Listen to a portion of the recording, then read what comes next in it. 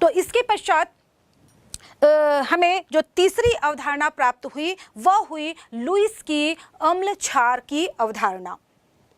Lewis की अम्ल क्षार अवधारणा मुख्य रूप से एकाकी इलेक्ट्रॉन युग्म की अवधारणा पर आधारित है। उन्होंने बताया, लुईस के अनुसार ऐसा कोई भी पदार्थ, अणु या स्पीसीज जो कि किसी दूसरे पदार्थ को एकाकी इलेक्ट्रॉन युग्म या लोन पेयर डोनेट कर सकता है, और दूसरा वो पदार्थ जो कि किसी दूसरे स्पीसीज से इलेक्ट्रॉन युग्म ग्रहण कर सकता है, तो इस इलेक्ट्रॉन युग्म देने और इलेक्ट्रॉन युग्म ग्रहण करने के आधार पर लुईस ने पदार्थों को अम्ल और क्षारकों में भिन्नित किया।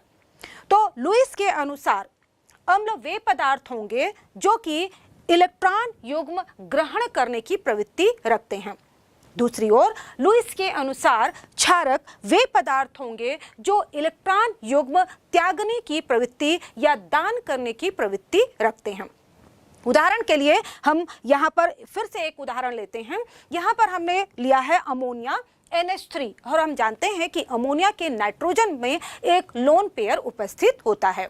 जब हम इसकी क्रिया बोरॉन ट्राइफ्लोराइड BF3 से कराते हैं, तो यहाँ पर हम देख रहे हैं BF3 जो कि एक उदासीन अणु के रूप में हमें दिखाई दे रहा है। जब हम इसकी लुईस संरचना बनाते हैं तब हम देखते हैं कि चूंकि बोरॉन इसका परमाणु क्रमांक होता है 5 और इसके बाह्यतम कोश में 3 इलेक्ट्रॉन होते हैं, और जब यह 3 फ्लोरीन परमाणुओं के साथ सहसंयोजक बंध बनाता है तो इसके बाह्यतम कोश में कुल इलेक्ट्रॉनों की संख्या 6 हो जाती है, जो कि अष्टक से 2 कम है, यानी कि ये एक इलेक्ट्रॉन न्यून यौगिक है और इसे इलेक्ट्रॉन की आवश्यकता होती है। यहाँ पर हम देख रहे हैं कि अमोनिया जिसके पास एक अष्टक पूर्ण हो जाने के पश्चात एक अतिरिक्त लोन पेयर उपस्थित है, जबकि BF3 जिसके पास एक इलेक्ट्रॉन युग्म की कमी है। अतः यहाँ पर अमोनिया अपने इलेक्ट्रॉन जोड़े BF3 के बोरॉन को दे देता है। तो चूंकि यहाँ पर अमोनिया का नाइट्रोजन अपने नाइट्रोजन के द्वारा इलेक्ट्रॉन युग्म दे रहा है, इलेक्ट्रॉन युग्म त्याग कर रहा है, इसलिए यहाँ पर अमोनिया लुईस क्षारक की भांति व्यवहार करेगा। दूसरी ओर BF3 जो कि इलेक्ट्रॉन युग्म ग्रहण कर रहा है उसे हम लुईस अम्ल कहेंगे, क्योंकि लुईस के अनुसार जो अम्ल होते हैं वो इलेक्ट्रॉन युग्म ग्राही होते हैं। जैसे कि यहाँ पर आप देख रहे हैं, यहाँ पर अमोनिया अणु के द्वारा जिसके नाइट्रोजन पर एक इलेक्ट्रॉन युग्म उपस्थित है उसके द्वारा एक इलेक्ट्रॉन युग्म त्यागा जा रहा है, इसलिए यहाँ पर अमोनिया को हम लुईस क्षार कहेंगे। और दूसरी ओर BF3 जिसके बोरॉन परमाणु के द्वारा इलेक्ट्रॉन जोड़े ग्रहण किए जा रहे हैं, इसलिए BF3 को हम लुईस अम्ल कहेंगे, क्योंकि लुईस अवधारणा के आधार पर इलेक्ट्रॉन जोड़े त्याग करने वाला पदार्थ या स्पीसीज लुईस क्षार कहलाता है, जबकि इलेक्ट्रॉन जोड़े ग्रहण करने वाला पदार्थ या स्पीसीज लुईस अम्ल कहलाता है। इस प्रकार हम देख रहे हैं कि यहाँ पर चूंकि अमोनिया के नाइट्रोजन परमाणु के द्वारा एक इलेक्ट्रॉन जोड़ा दिया गया जिसे BF3 के बोरॉन परमाणु के द्वारा ग्रहण किया गया, और दोनों के बीच एक उप सहसंयोजक बंध का निर्माण हो रहा है, क्योंकि हम जानते हैं उप सहसंयोजक बंध उस बंध को कहते हैं जिसमें कि साझे का इलेक्ट्रॉन जोड़ा केवल एक स्पीसीज के द्वारा दिया जाता है, जबकि उस पर हक या उस पर अधिकार दोनों साझा करने वाली दोनों स्पीसीज का होता है। तो यहाँ पर हम NH3 और BF3 के मध्य एक उप सहसंयोजक बंध का निर्माण हो रहा है, और इस तरह से NH3 BF3 एक यौगिक बन रहा है जिसे हम उप सहसंयोजक यौगिक कहेंगे। तो इस तरह से यहाँ पर हम अब देखेंगे कि ऐसे कौन कौन से स्पीसीज या पदार्थ होंगे जो कि लुईस अम्लों की तरह व्यवहार करेंगे। जैसे कि हम जान चुके हैं, लुईस अम्ल वह स्पीसीज होगी जो सामने वाले से इलेक्ट्रॉन जोड़े ग्रहण कर सकेगी, और नेचुरली इलेक्ट्रॉन जोड़े वह ग्रहण करेगा जिसके पास इलेक्ट्रॉनों की कमी है। तो सबसे पहले हम देखते हैं कि यहाँ पर कौन कौन है जो लुईस अम्ल की तरह व्यवहार करेंगे। तो उसमें पहला उदाहरण हम ले रहे हैं केंद्रीय परमाणु का जो अष्टक जिन स्पीसीज में अपूर्ण होता है या जिसमें जो इलेक्ट्रॉन न्यून यौगिक होते हैं वह लुईस अम्ल की तरह व्यवहार करते हैं। उदाहरण के लिए यहाँ पर हम ले सकते हैं एल्यूमिनियम ट्राइक्लोराइड, जिसमें कि एल्यूमिनियम का जो अष्टक है वह अपूर्ण होता है। इसी तरह से बोरान ट्राइक्लोराइड, यहाँ पर भी हम देखें कि बोरान के बाह्यतम कोश में सिर्फ 6 ही इलेक्ट्रॉन होते हैं। इसी तरह से जैसे कि अभी हमने उदाहरण देखा BF3, इसके भी बाह्यतम कोश में 6 ही इलेक्ट्रॉन होते हैं, इसका अष्टक अपूर्ण रहता है, यानी कि इसमें केंद्रीय धातु जो परमाणु है, जो केंद्रीय परमाणु है उसका अष्टक पूरा नहीं है, इसलिए इन्हें इलेक्ट्रॉन की आवश्यकता है। क्योंकि ये इलेक्ट्रॉन न्यून यौगिक हैं, इसलिए इलेक्ट्रॉन ग्रहण करने की इनकी प्रवृत्ति होती है और इसलिए ये लुईस अम्ल की भांति व्यवहार करेंगे। इसी तरह से हम देखें कि ऐसी स्पीसीज जिनके केंद्रीय परमाणु में D कक्षक अपूर्ण होते हैं या रिक्त होते हैं, वो भी इलेक्ट्रॉन ग्राही की तरह कार्य कर सकते हैं। क्योंकि जब हमें सामने वाले स्पीसीज से इलेक्ट्रॉन जोड़े मिल रहे हैं तो उसे रखने के लिए हमारे पास रिक्त स्थान भी होना चाहिए। तो इसी तरह से हम उदाहरण ले सकते हैं, जैसे फास्फोरस ट्राइफ्लोराइड, यहाँ पर फास्फोरस के पास रिक्त D ऑर्बिटल होते हैं। इसी तरह से सल्फर टेट्राफ्लोराइड का उदाहरण ले सकते हैं। इसी तरह से SnCl2 या SnCl4 का उदाहरण ले सकते हैं, जिसमें कि जो टिन है उसके पास रिक्त D ऑर्बिटल होते हैं। तो रिक्त D ऑर्बिटल वाली स्पीसीज भी लुईस अम्ल की भांति व्यवहार करेगी, क्योंकि यह इलेक्ट्रॉन जोड़े ग्रहण करके इन्हें रख सकती है। या हम कह सकते हैं कि इसके अलावा जो संक्रमण तत्व होते हैं, हम जानते हैं कि जो संक्रमण तत्व होते हैं वो भी उनके पास रिक्त D ऑर्बिटल होते हैं और इसलिए वो इलेक्ट्रॉन जोड़े ग्रहण कर सकते हैं और इसलिए ये भी जब कॉम्प्लेक्स कंपाउंड का निर्माण करते हैं तो उस समय ये लुईस अम्ल की भांति ही व्यवहार करते हैं।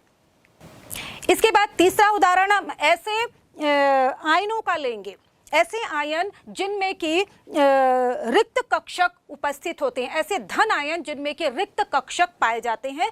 स्पष्ट है चूंकि ये इनमें धन आयन है और इसलिए इन्हें इलेक्ट्रॉन की आवश्यकता है, ये इलेक्ट्रॉन ग्रहण करके वापस उदासीन हो सकते हैं, तो इनके ये भी लुईस अम्ल की भांति व्यवहार कर सकते हैं। जैसे कि यहाँ पर Fe2+ हम ले सकते हैं, Mn2+ ले सकते हैं, Nickel2+ ले सकते हैं या Zn2+ ले सकते हैं।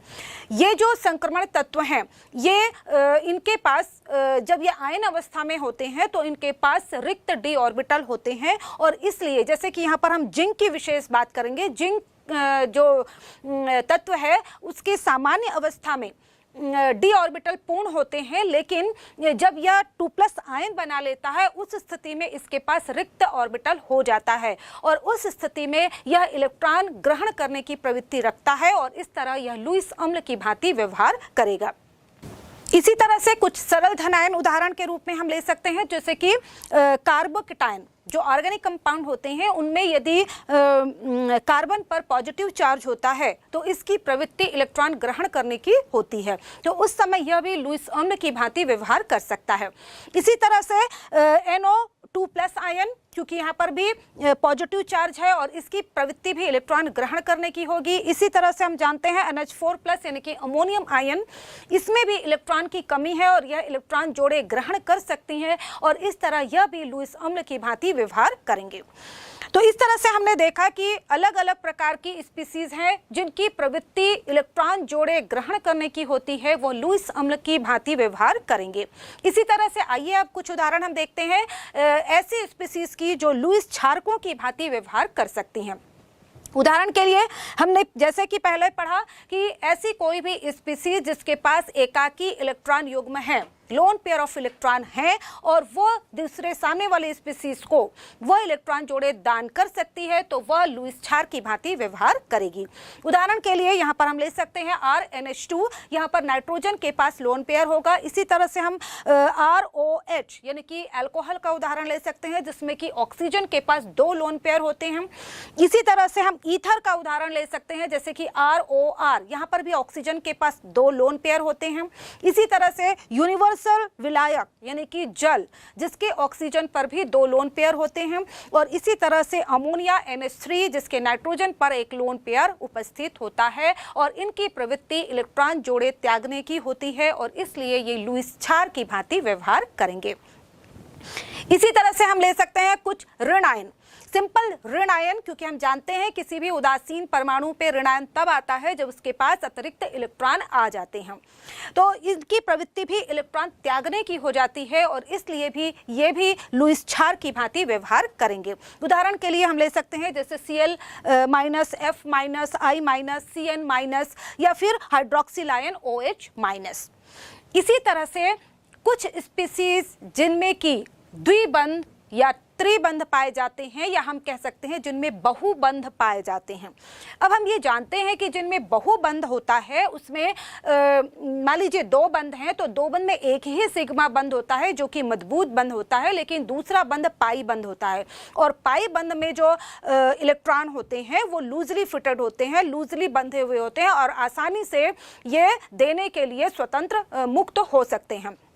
इसलिए ऐसे स्पीसीज जिसमें कि द्विबंध या त्रिबंध पाया जाता है वो भी लुईस क्षार की भांति व्यवहार कर सकती है। जैसे कि यहाँ पर हम ले सकते हैं कार्बन मोनोऑक्साइड, यहाँ पर भी कार्बन और ऑक्सीजन के बीच ट्रिपल बॉन्ड पाया जाता है। इसी तरह से हम ले सकते हैं नाइट्रिक ऑक्साइड NO। तो यहाँ पर भी हम देख रहे हैं कि जहाँ बहुबंध होता है वहाँ पर मुक्त जो पाई इलेक्ट्रॉन होते हैं वो आसानी से मुक्त किए जा सकते हैं और इसलिए ये भी स्पीसीज लुईस क्षार की भांति व्यवहार कर सकते हैं। तो इस तरह से हमने देखा कि लुईस की अम्ल क्षार की जो अवधारणा है वो आर्रेनियस की अवधारणा तथा ब्रोंस्टेड-लॉरी की अवधारणा की तुलना में अधिक विस्तृत है और बहुत सारे पदार्थों को अम्ल और क्षार में भिन्नित करने में सक्षम है। तो यहाँ पर हमने देखा जो लुईस अवधारणा की विशेषताएं हैं उसमें हमने देखा कि यहाँ पर सबसे जो महत्वपूर्ण बात थी वो ये कि किसी भी पदार्थ की अम्लीय या क्षारकीय लक्षण को प्रदर्शित करने के लिए यहाँ पर प्रोटॉन की उपस्थिति अनिवार्य नहीं है। प्रोटॉन हो या ना हो इसका फर्क नहीं पड़ता, क्योंकि यहाँ पर जो अम्लता या क्षारकता की प्रवृत्ति बताई जाती है वो इलेक्ट्रॉनों के स्थानांतरण के आधार पर बताई जाती है। दूसरी ओर यहाँ पर हम देखें कि चूंकि यहाँ पर किसी भी स्पीसीज के अनुसार जो इसकी जो अम्लता या क्षारकता गुण है वो उसकी विलायक की प्रकृति पर निर्भर नहीं करता है। तीसरी बात यहाँ पर हम देखें कि जो निर्जलीय विलायक होते हैं या जो निर्जलीय विलायकों पर भी ये जो लुईस अम्ल क्षार की अवधारणा है वो लागू हो सकती है। तो इस तरह से हम देखते हैं कि लुईस की जो अवधारणा है काफ़ी विस्तृत है और काफ़ी जगह पर हम इसका ही उपयोग करते हैं। काफ़ी विस्तृत होने के बाद, काफ़ी व्यापक होने के बावजूद भी लुईस अवधारणा में कुछ कमियां देखने को मिलती हैं। तो यहाँ पर अब देख लेते हैं कि लुईस अवधारणा की कमियां क्या हैं। तो सबसे पहले हमने यहाँ पर देखा है कि जो लुईस अम्ल क्षार अवधारणा है वो इलेक्ट्रॉन डोनेट करने, इलेक्ट्रॉन जोड़े त्यागने या लेने के प्रवृत्ति पर आधारित है। और यहाँ पर हमने देखा कि देने वाले और लेने वाले के बीच उपसहसंयोजक बंध का निर्माण होता है। स्पष्ट है कि वही पदार्थ या स्पीसीज को हम लुईस अम्ल या लुईस क्षार के रूप में निरूपित कर सकते हैं जो कि उपसहसंयोजक बंध बनाने की प्रवृत्ति रखते हैं। यानी कि जो उपसहसंयोजक बंध नहीं बनाते हैं उन्हें उनकी प्रकृति या उनकी अम्लीयता या क्षारीयता की जो गुण है उसको हम लुईस अवधारणा के द्वारा स्पष्ट नहीं कर सकते हैं। दूसरी बात यह कि लुईस अम्ल क्षारक जो अवधारणा है वह वास्तव में अम्ल क्षारक सिद्धांत को स्पष्ट नहीं करती है, क्योंकि हम जानते हैं कि जो अम्ल और क्षारक होते हैं उनकी तीव्र अभिक्रिया करने की प्रवृत्ति होती है, तीव्रता से ये क्रिया करते हैं। जबकि जो लुईस कंपाउंड बनते हैं उनमें उपसहसंयोजक बंध पाया जाता है और ये उपसहसंयोजक यौगिक जो होते हैं उनकी क्रिया करने की दर या अभिक्रिया मंद गति से होती है। इसके अलावा हम ये भी देखें कि भिन्न भिन्न प्रकार के जो अम्ल हैं या क्षारक हैं उनकी अम्लता या क्षारकता की आपेक्षिक प्रबलता की तुलना भी हम लुईस के अम्ल क्षार सिद्धांत के आधार पर नहीं कर सकते हैं। तो यहाँ पर हम देखते हैं कि लुईस की अवधारणा काफ़ी विस्तृत होने के बावजूद यहाँ पर इसकी कुछ सीमाएं भी हैं और इसके लेकिन फिर भी यह आर्रेनियस की अवधारणा और ब्रोंस्टेड-लॉरी की अवधारणा के तुलना में काफ़ी विस्तृत है, उपयोगी है। इसलिए विभिन्न रासायनिक प्रक्रमों में हम लुईस की अवधारणा का ही उपयोग करते हैं।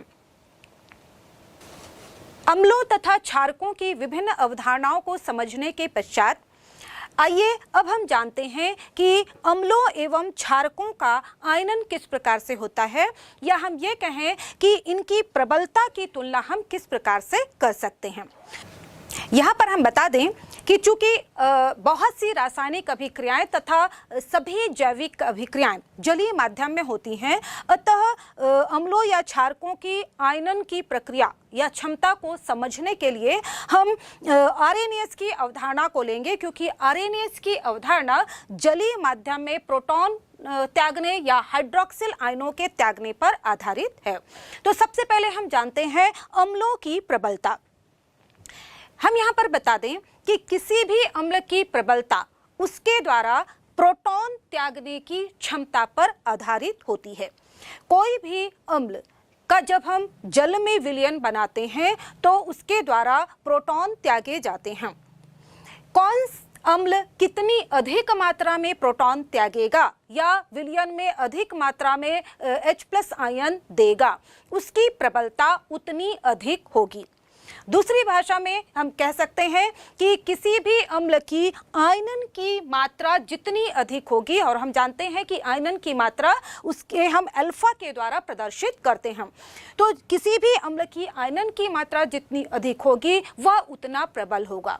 या तीसरे प्रकार से हम यह भी कह सकते हैं कि किसी अम्ल का वियोजन स्थिरांक जिसे हम Ka के द्वारा दर्शाते हैं, उसका मान जितना अधिक होगा वह अम्ल उतना प्रबल होगा। इसे हम एक उदाहरण के द्वारा समझते हैं। मान लीजिए हमारे पास एक अम्ल है Ha जो कि वियोजित होकर H+ A- आयन देता है। यहाँ पर यदि हम साम्य स्थिरांक का मान यहाँ पर निकालें, जिसे हम Ka के द्वारा प्रदर्शित करेंगे, तो यहाँ पर इसके साम्य स्थिरांक निकालने के लिए जो सूत्र होगा वो हो जाएगा यहाँ पर। तो यहाँ पर इसके वियोजन स्थिरांक Ka का मान होगा हाइड्रोजन आयनों की सांद्रता गुणा A- आयनों की सांद्रता बटे Ha की सांद्रता। और हम यहाँ पर देख सकते हैं कि जो H+ आयनों की सांद्रता है वह वियोजन स्थिरांक Ka के समानुपाती है। इसका मतलब यह हुआ कि किसी भी प्रबल अम्ल के लिए या अम्ल के Ka का मान, ये वियोजन स्थिरांक का मान जिसके लिए अधिक होगा उसके लिए H+ का मान भी अधिक होगा, और जिसमें H+ का मान अधिक होगा यानी कि उसके प्रोटॉन त्यागने की क्षमता जितनी अधिक होगी उसकी अम्लता उतनी अधिक होगी। यहाँ पर हम कुछ प्रबल अम्लों के उदाहरण लेते हैं। यहाँ पर हमारे पास उदाहरण है जैसे कि HCl4 ये है क्लोरिक अम्ल, इसके अलावा HCl है, HBr है, HI है, नाइट्रिक एसिड HNO3 या H2SO4, ये सभी प्रबल अम्ल की श्रेणी में आते हैं, क्योंकि जब इन्हें जल में विलय किया जाता है तो ये पूरी तरह से वियोजित हो जाते हैं और बहुत अधिक मात्रा में H+ आयन या प्रोटॉन देते हैं। इसी तरह से यहाँ पर हम कह सकते हैं कि जो प्रबल अम्ल होगा वो एक उत्तम प्रोटॉन दाता की तरह कार्य करेगा। इसी प्रकार जो दुर्बल अम्ल होंगे वो बहुत कम मात्रा में वियोजित होंगे और बहुत कम मात्रा में H+ आयन उपलब्ध कराएंगे। इसी तरह से यदि हम प्रबल क्षारकों की बात करें तो आरएनएस के अनुसार हमने जाना कि जो प्रबल क्षारक होते हैं वो विलयन में हाइड्रोक्सिल आयन उपलब्ध कराते हैं। तो यहाँ पर हम देखें कि जो क्षारक होगी उसकी क्षारकता इस बात पर निर्भर करेगी कि वह कितनी अधिक मात्रा में हाइड्रोक्सिल आयन त्यागते हैं। यानी कि हम कह सकते हैं कि किसी भी क्षारक की क्षारकता उसके हाइड्रोक्सिल आयन त्यागने की क्षमता पर निर्भर करेगी। या हम दूसरे शब्दों में यह भी कह सकते हैं कि किसी भी क्षारक की क्षारकता उसकी आयनन की मात्रा अल्फा पर निर्भर करेगी। या हम ये भी कह सकते हैं कि किसी भी क्षारक की क्षारकता उसके वियोजन स्थिरांक यानी कि Kb के मान पर निर्भर करेगी। Kb का मान जितना अधिक होगा किसी भी क्षारक की क्षारकता उतनी अधिक होगी, क्योंकि यहाँ पर Kb का मान हम देखेंगे जब साम्य स्थिरांक गणना करते हैं तो वहाँ पर हम देखेंगे कि Kb का मान हाइड्रोक्सिल आयनों की सांद्रता के समानुपाती होता है। तो यानी कि जिसके Kb का मान अधिक है उसका निश्चित तौर पर ये दर्शाता है वह कि उसमें हाइड्रोक्सिल आयनों की अधिकता है, और हाइड्रोक्सिल आयन जिसमें अधिक होंगे वह प्रबल क्षारक होगा। अम्ल और क्षारक को हम इस प्रकार से भी प्रदर्शित कर सकते हैं। ब्रॉन्स्टेड-लॉरी की अवधारणा यदि हम यहाँ पर लेकर आते हैं तो हम कह सकते हैं कि जो प्रबल अम्ल होंगे वो उत्तम या उच्च कोटि के प्रोटॉन दाता होंगे, या जो प्रबल क्षारक होंगे वो बहुत अच्छे प्रोटॉन ग्राही या उत्तम प्रोटॉन ग्राही होंगे, और इसीलिए हम उन्हें ब्रॉन्स्टेड-लॉरी क्षारक कहेंगे। आइए अब हम एक दुर्बल अम्ल के अम्ल क्षार वियोजन साम्य का अध्ययन करते हैं। क्योंकि हमने जाना जो दुर्बल अम्ल होते हैं उनका वियोजन धीमी गति से होता है, और धीमी गति से होने की वजह से एक निश्चित समय के पश्चात इनमें साम्यावस्था स्थापित हो जाती है। क्योंकि इस स्थिति में अम्ल के वियोजित आयनों के साथ साथ यहाँ पर यानी कि विलयन में अवियोजित अणु भी उपस्थित होते हैं, और इसलिए यहाँ पर हम जो दुर्बल अम्लों की बात करते हैं तो वहाँ पर हमें अम्ल क्षार वियोजन साम्यावस्था देखने को मिलती है। उदाहरण के लिए हम यहाँ पर ले रहे हैं, मान लीजिए एक अम्ल है Ha जिसे हमने जल में विलय किया है, जल H2O, और यहाँ पर रिवर्सिबल, क्योंकि यहाँ पर अम्ल एक प्रोटॉन त्यागेंगे जिसे जल के द्वारा ग्रहण किया जाएगा, तो ये H3O+ में परिवर्तित हो जाएगा, और चूंकि अम्ल ने एक प्रोटॉन त्यागा है इसलिए वह A- में परिवर्तित हो जाएगा। तो यहाँ पर हम देख रहे हैं कि चूंकि जल के द्वारा एक प्रोटॉन ग्रहण किया गया है इसलिए यहाँ पर यह एक क्षारक है, जबकि Ha अम्ल के द्वारा एक प्रोटॉन त्याग किया गया है इसलिए यह एक अम्ल है। अम्ल के एक प्रोटॉन त्यागने से बनने वाला A- अम्ल का संयुग्मी क्षारक कहलाएगा। साथ ही साथ जल के द्वारा एक प्रोटॉन ग्रहण करने के पश्चात बना हाइड्रोनियम आयन यानी कि H3O+ आयन इसका संयुग्मी अम्ल कहलाएगा। तो यहाँ पर हम देख रहे हैं इनके बीच अम्ल क्षारक तथा संयुग्मी अम्ल और संयुग्मी क्षारक, इनके बीच हम देख रहे हैं एक प्रोटॉन के स्थानांतरण के द्वारा एक गतिक साम्य यहाँ पर स्थापित हो जाता है। क्योंकि यहाँ पर हम अभिकारक पक्ष तथा उत्पाद पक्ष दोनों तरफ देखते हैं तो यहाँ पर दोनों स्पीसीज में एक प्रोटॉन का अंतर हमें दिखाई देता है। तो एक प्रोटॉन के यहाँ पर स्थानांतरण से यहाँ पर एक गतिक साम्यावस्था हमें दिखाई देती है। तो यहाँ पर साम्यावस्था तो स्थापित है, लेकिन अब हम यदि यह जानना चाहें कि इस साम्यावस्था की दिशा क्या होगी, तो यहाँ पर हमें अम्ल तथा दूसरे बनने वाले जो संयुग्मी अम्ल हैं उनकी अम्लता की तुलना करनी होगी। यहाँ पर हम देख रहे हैं कि दोनों अम्ल, यहाँ पर एक अम्ल हमारे पास है Ha तथा जो बनने वाला संयुग्मी अम्ल है यानी कि हाइड्रोनियम आयन H3O+। यदि हम इन दोनों की तुलना करें कि इन दोनों में प्रबल अम्ल कौन है, यदि Ha प्रबल अम्ल होगा तो चूंकि जो प्रबल अम्ल होगा वह प्रोटॉन त्यागने की उसकी प्रवृत्ति अधिक होगी, तो इस स्थिति में जो Ha के द्वारा प्रोटॉन त्यागा जाएगा और अभिक्रिया की दिशा या हम कहें साम्यावस्था की दिशा अग्र दिशा की ओर फॉरवर्ड डायरेक्शन में होगी। दूसरी ओर यदि H2O तथा H- की तरफ हम देखें तो यहाँ पर हम देखें चूंकि H2O यहाँ पर क्षारक की भांति व्यवहार कर रहा है तथा H- संयुग्मी क्षारक है। इन दोनों क्षारक में जो अधिक क्षारकी प्रवृत्ति के होंगे या जो प्रबल क्षारक होगा उसके द्वारा प्रोटॉन ग्रहण किए जाएंगे, और इस तरह से जो साम्य की दिशा है वो इस बात पर निर्भर करेगी कि कौन अधिक प्रबल क्षारक है, उसके द्वारा प्रोटॉन ग्रहण किए जाएंगे और साम्यावस्था की दिशा भी उस दिशा में अग्रसर होगी। तो इस प्रकार हम देखते हैं कि साम्य दुर्बल अम्ल तथा क्षारक की दिशा में अग्रसर होती है। यहाँ पर हम देख सकते हैं कि जो अम्ल है H प्रबल अम्ल है, तो अभिक्रिया किस ओर अग्रसर हो रही है? दुर्बल अम्ल की तरफ। या हम ये कह सकते हैं कि जो अम्ल प्रबल है तो जो अभिक्रिया है या साम्यावस्था है किस ओर अग्रसर हो रही है? वह प्रबल क्षारक की दिशा में अग्रसर हो रही है।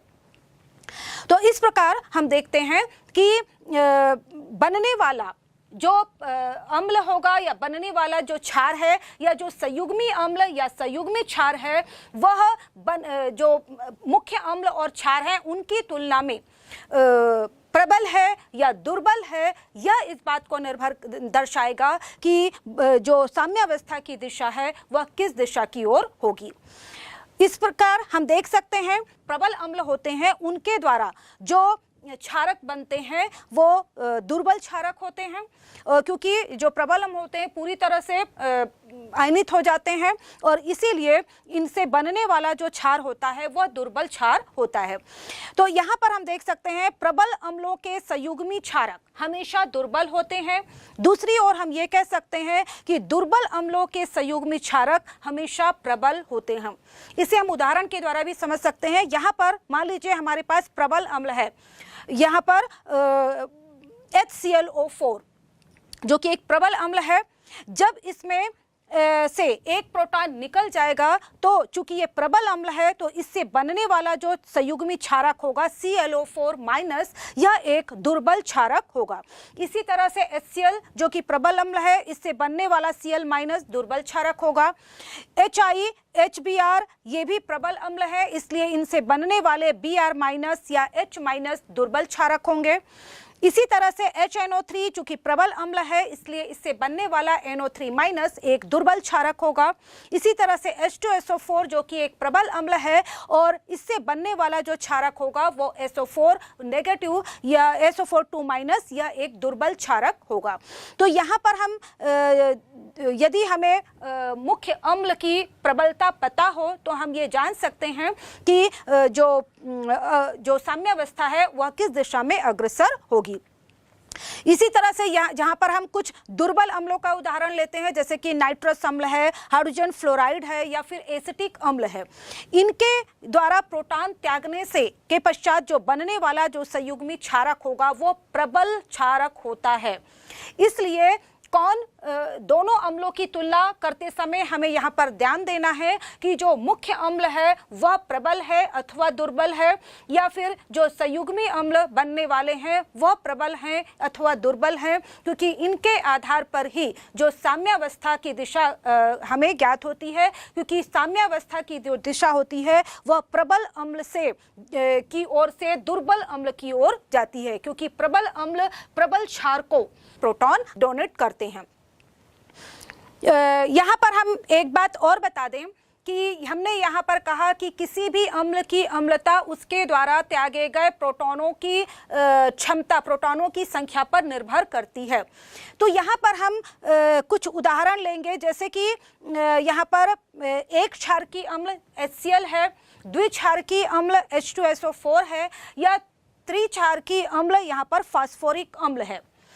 तो यहाँ पर हम देखकर हमें कंफ्यूज नहीं होना चाहिए कि यहाँ पर जिसके पास कम हाइड्रोजन है उसकी आयनन क्षमता कम होगी या वह कम प्रोटॉन त्यागेगा, या जिसके पास अधिक प्रोटॉन दिख रहे हैं वह अधिक प्रोटॉन देगा। यहाँ पर किसी भी अम्ल की अम्लता उसकी क्षारीयता पर निर्भर नहीं करती है या उसमें उपस्थित विस्थापनीय हाइड्रोजनों की संख्या पर निर्भर नहीं करती है। किसी भी अम्ल की अम्लता उसके आयनन होने या वियोजित होने की संख्या पर निर्भर करती है। यदि HCl है जिस पर उसके पास सिर्फ एक ही प्रोटॉन है एक अणु के पास, लेकिन उसके अणुओं की जो आयनित होने की क्षमता अधिक है, तो वो कम समय में बहुत अधिक मात्रा में H+ आयन दे सकता है, प्रोटॉन दे सकता है और इसलिए उस विलयन की अम्लता अधिक होगी। दूसरी ओर यदि कोई द्विक्षारकीय या त्रिक्षारकीय अम्ल है, लेकिन उसके आयनन की क्षमता, आयन वियोजन की मात्रा कम होती है, तो उसके द्वारा त्यागे गए प्रोटॉनों की संख्या कम होगी और इस प्रकार जो अम्ल होगा वह कम अम्लीय होगा या दुर्बल अम्ल होगा। तो यहाँ पर हम देखें कि किसी भी अम्ल की अम्लता उसके आयनन की मात्रा, वियोजन की मात्रा या उसके प्रोटॉन त्यागने की क्षमता पर निर्भर करती है, उस अम्ल में उपस्थित प्रोटॉनों की या विस्थापनीय हाइड्रोजन परमाणुओं की, हाइड्रोजन आयनों की संख्या पर निर्भर नहीं करती है। तो इस तरह से हमने अम्ल, क्षार तथा लवण के विषय में बहुत सारी जानकारी एकत्रित कर ली है।